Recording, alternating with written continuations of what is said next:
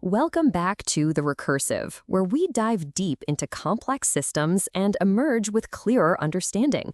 I'm your host, and today we're exploring something that might fundamentally change how you think about government itself. We've got a fascinating analysis here that started with a provocative thesis. What if the current U.S. administration isn't really governing at all, but instead operating as a marketing plan for putting the U.S. up for sale to the highest bidder? That's quite a frame, and what makes this analysis so compelling is how it moves beyond typical political criticism into something more systematic.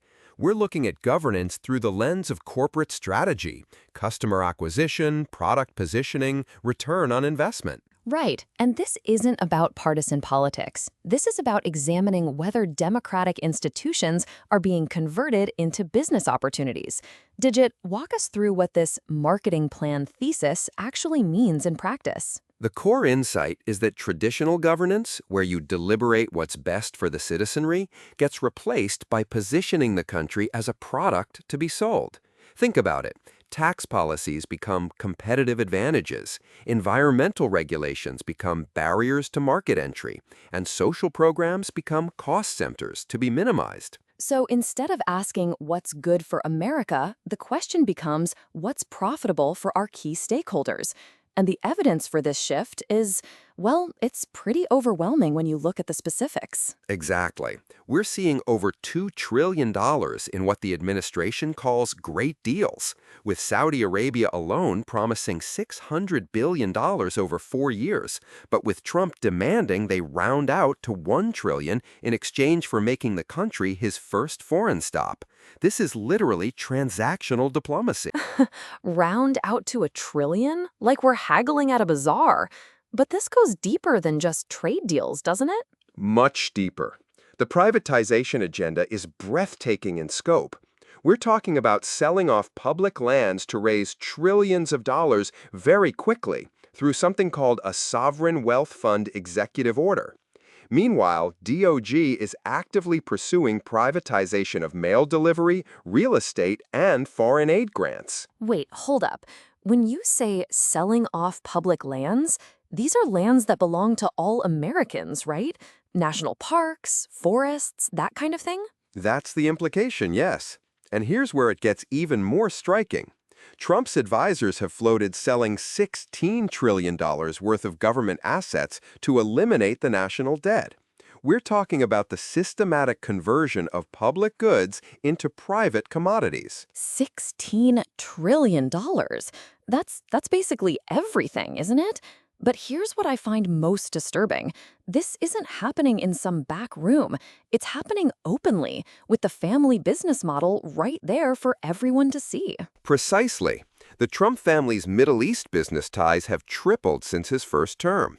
Their crypto firm just received a $2 billion infusion from the UAE, making them tens of millions annually. And this is happening while conducting official state visits to these same countries. So let me get this straight. You're the president, you visit a country for official diplomatic business, and simultaneously, your family business is getting billions from that same country? That's not a conflict of interest. What would you even call that? The analysis calls it governance by clientele rather than governance by constituency.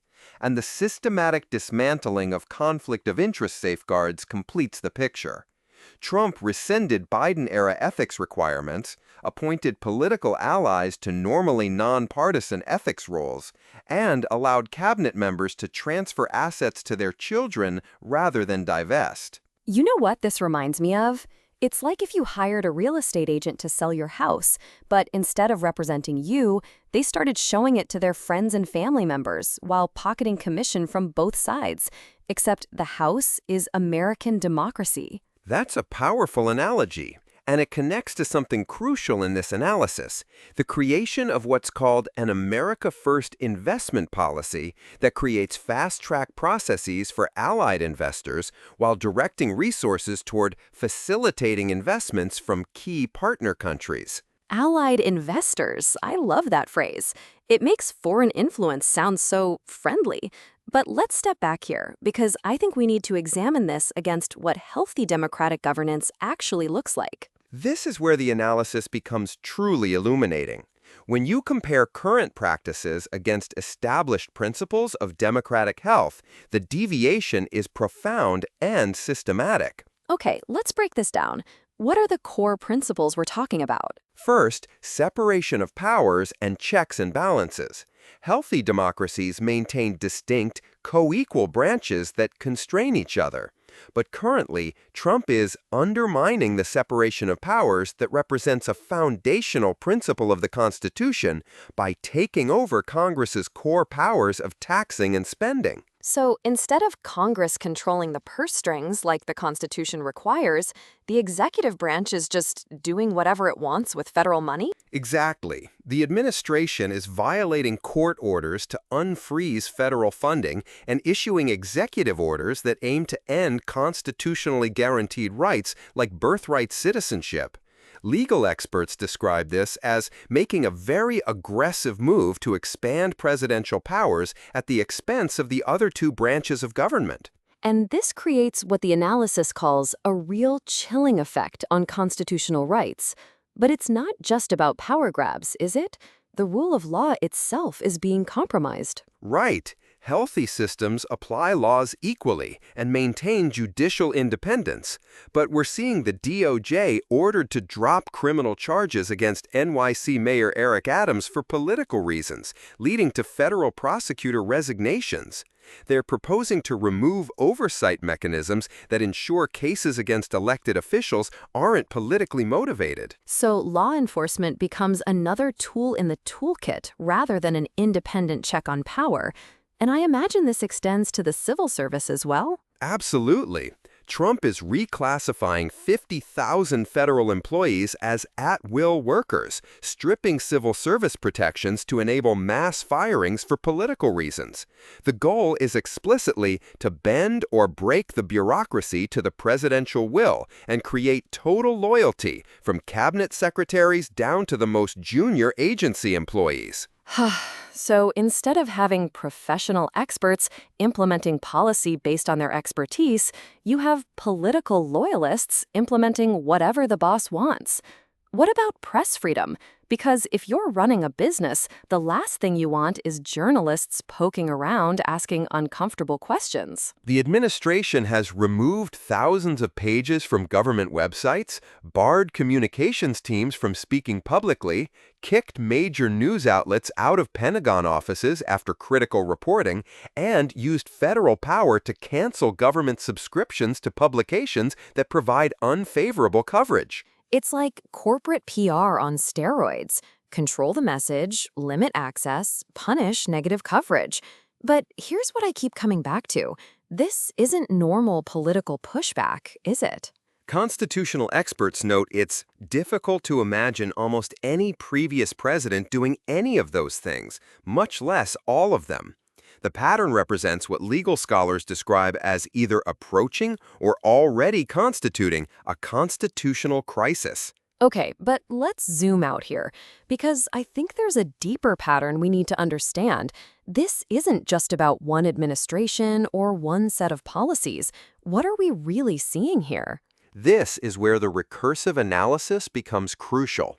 The systematic nature, privatization of government services, mass federal workforce cuts, removal of oversight mechanisms, is part of what scholars call a massive acceleration of a decades-long trend that risks eroding democratic accountability. So we're not just looking at political corruption or even authoritarianism in the traditional sense. We're looking at the conversion of democratic governance into a business model. Exactly. In healthy democracies, power serves the public interest through constitutional constraints.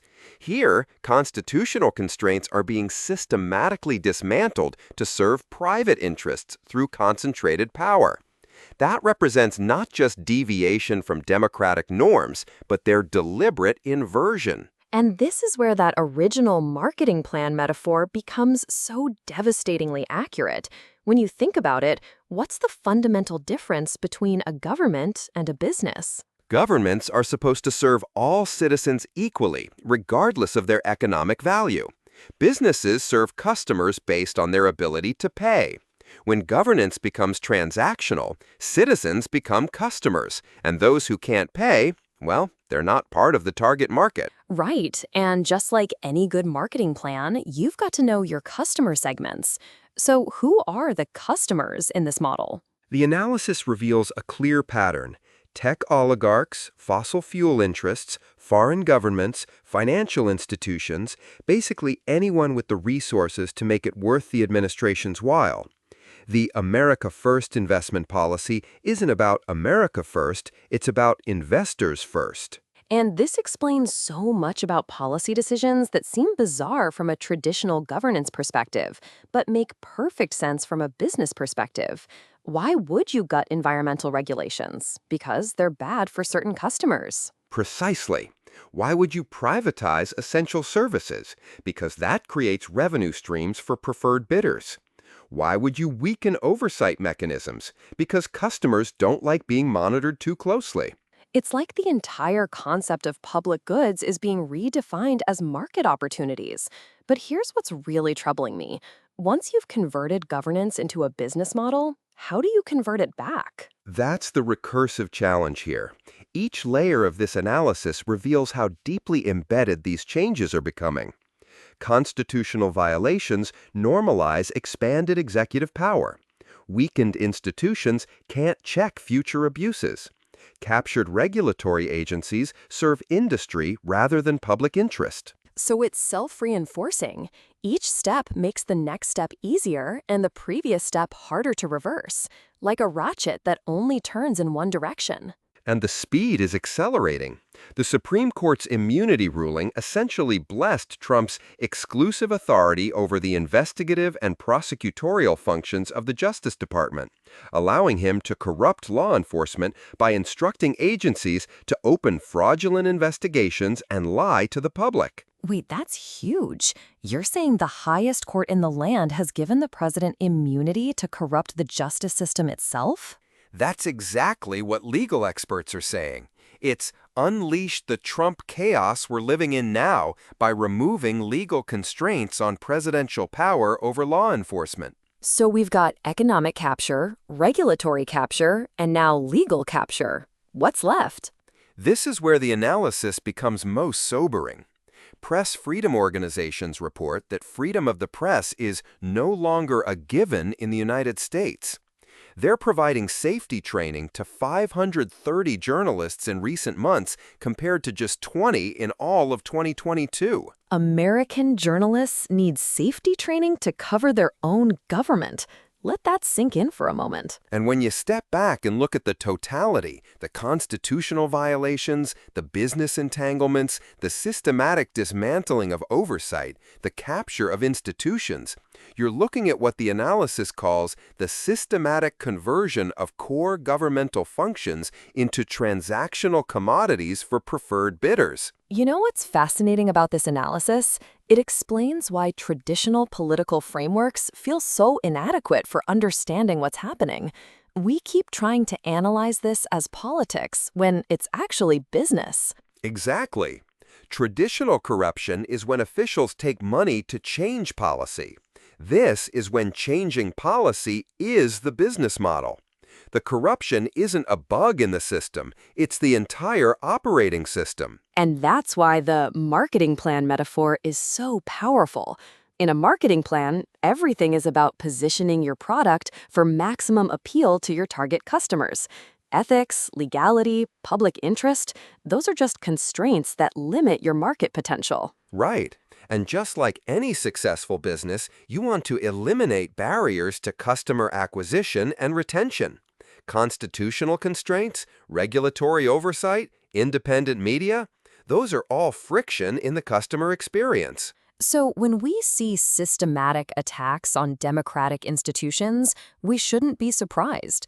Of course, you'd want to eliminate anything that interferes with your business model. And this explains the pattern of appointing political allies to ethics oversight roles, allowing cabinet members to transfer assets to children rather than divest, and creating fast-track processes for allied investors. You're optimizing for business efficiency, not democratic accountability. But here's what I keep wondering. Is this sustainable? Can you really run a country like a business indefinitely? That's the crucial question. The analysis suggests we're looking at either approaching or already constituting a constitutional crisis.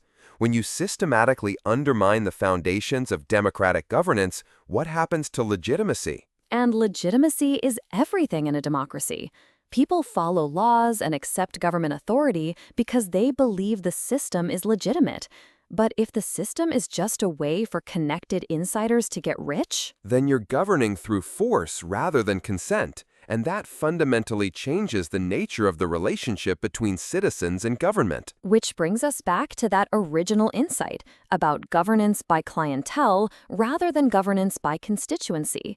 In a business model, you don't need everyone's consent, just your paying customers. But countries aren't businesses, citizens aren't customers, and public goods aren't products to be sold to the highest bidder.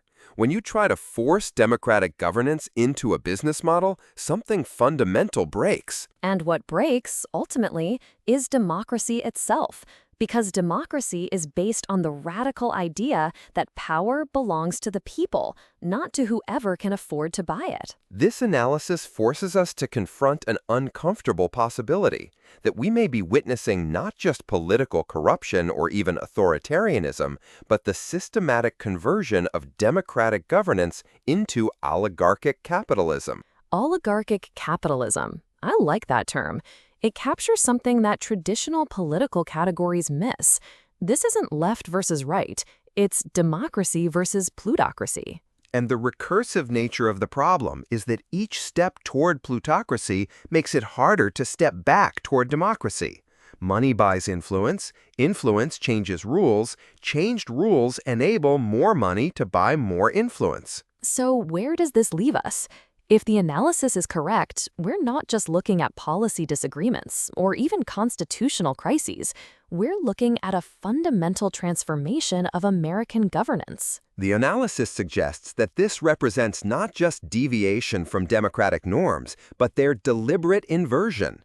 Instead of power serving public interest through constitutional constraints are being dismantled to serve private interests through concentrated power. And once you see it this way, so many things that seemed confusing or contradictory start to make sense.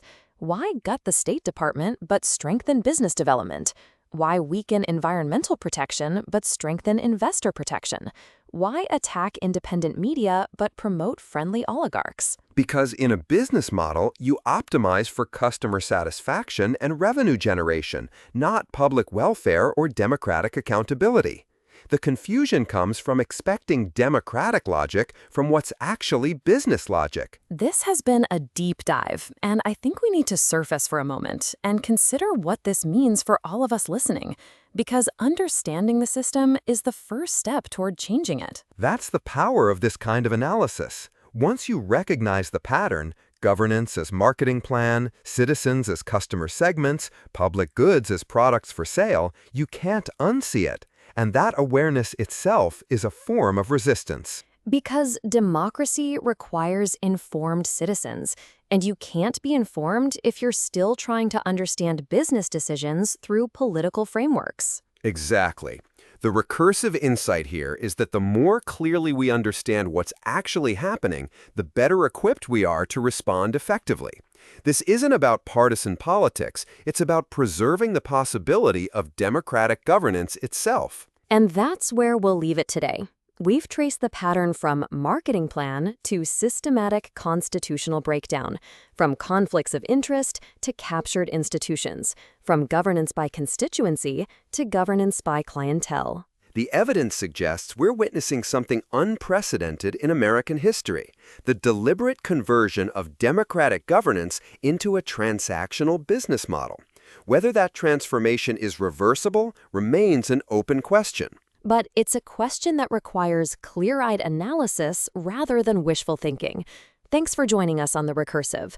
Until next time, keep questioning, keep learning, and remember, the patterns are always there if you know how to look. And sometimes the most important insights come from changing the frame entirely.